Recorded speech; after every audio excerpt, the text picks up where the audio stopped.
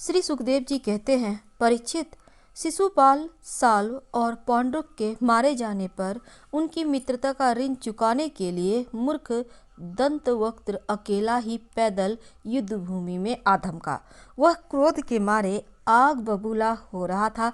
शस्त्र के नाम पर उसके हाथ में एकमात्र गदा थी, परंतु परिचित लोगों ने देखा वह इतना शक्तिशाली है कि उसके पैरों की धमक से पृथ्वी हिल रही है।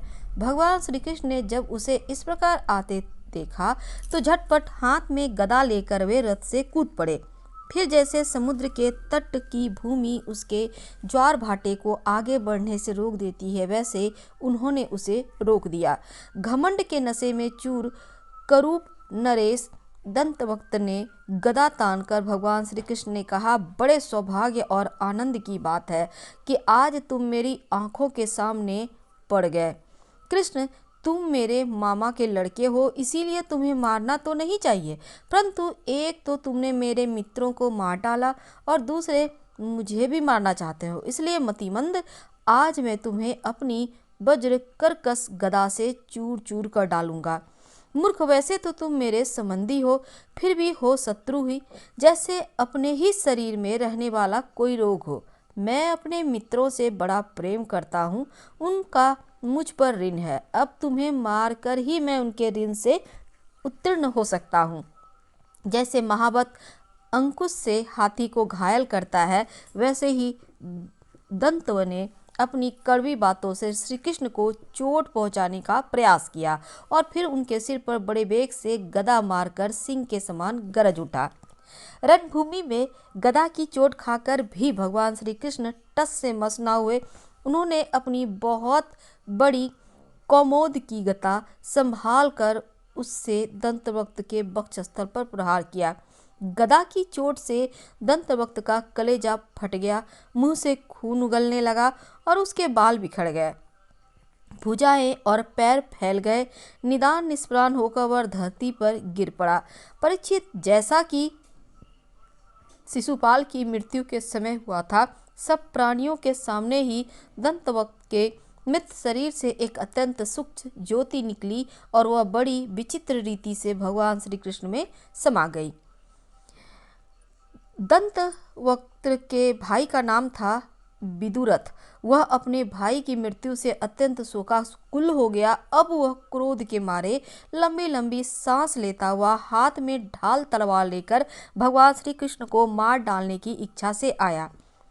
राजेंद्र, जब भगवान श्री कृष्ण ने देखा कि अब वह प्रहार करना ही चाहता है, तब उन्होंने अपने छुरे के समान तीखी धार वाले चक्र से किरीट और कुंडल के साथ उसका सिर धड़ से अलग कर दिया।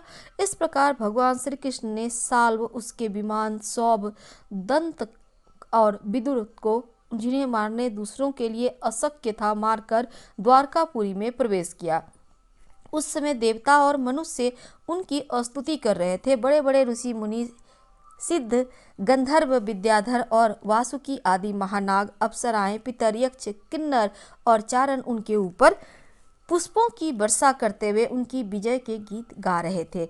भगवान के प्रवेश के अवसर पर पूरी दी गई थी और बड़े बड़े वृष्णिवंशी यादव और उनके पीछे पीछे चल रहे थे।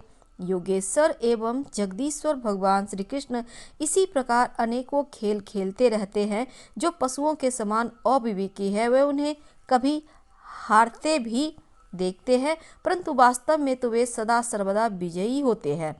एक बार बलराम जी ने सुना कि दुर्योधन आदि कौरव पांडवों के साथ युद्ध करने की तैयारी कर रहे हैं। वे मध्यस्थ थे, उन्हें किसी का पक्ष लेकर लड़ना पसंद नहीं था, इसीलिए वे तीर्थों में स्नान करने के बहाने द्वारका से चले गए। वहां से चलकर उन्होंने प्रभास क्षेत्र में स्नान किया और तर्पण तथा ब्राह्मण भोजन के द्वारा देवता, ऋषि, पितर और मनुष्यों को तृप्त किया। इसके बाद वे कुछ ब्राह्मणों के साथ जिधर से सरस्वती नदी आ रही थी उधर ही चल पड़े।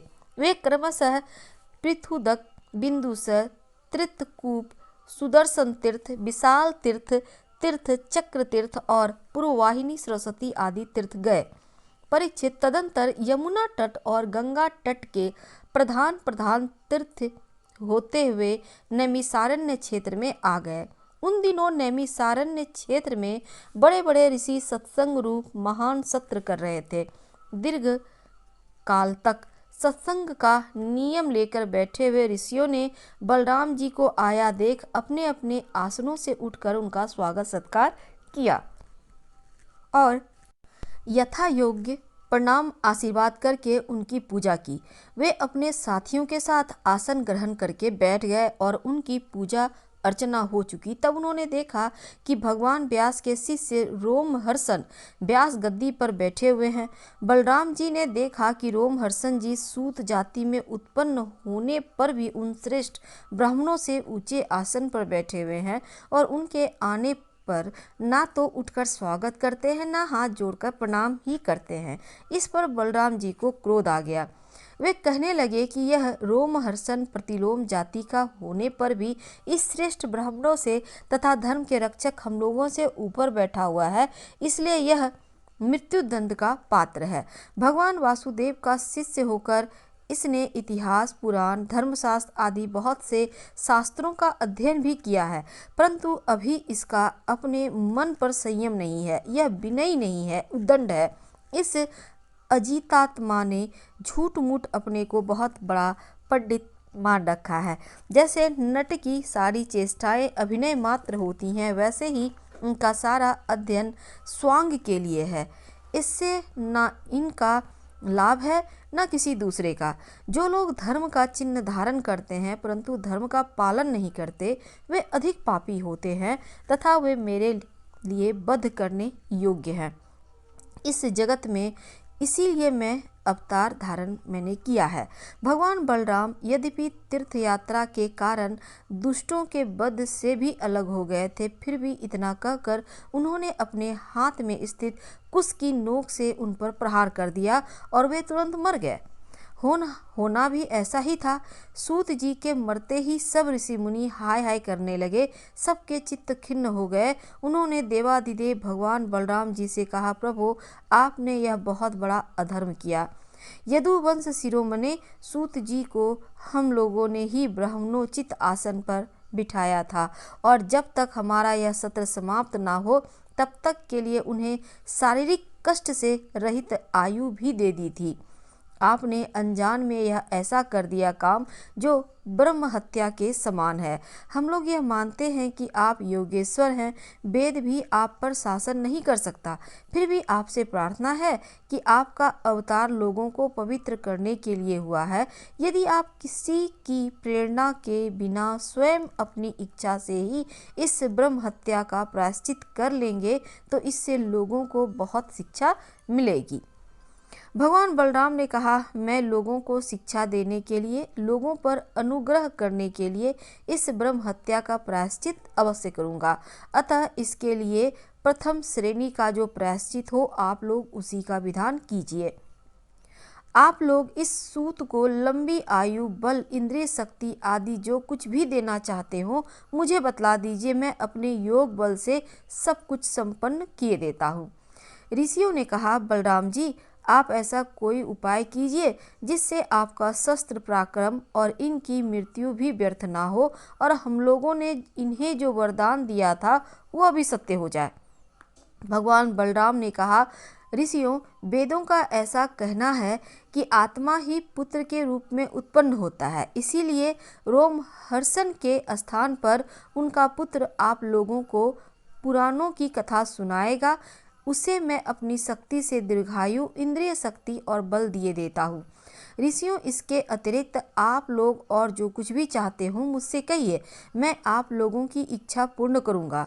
अनजान में मुझसे जो अपराध हो गए हैं उसका प्रायश्चित भी आप लोग सोच विचार कर बतलाइए, क्योंकि आप लोग इस विषय के विद्वान हैं।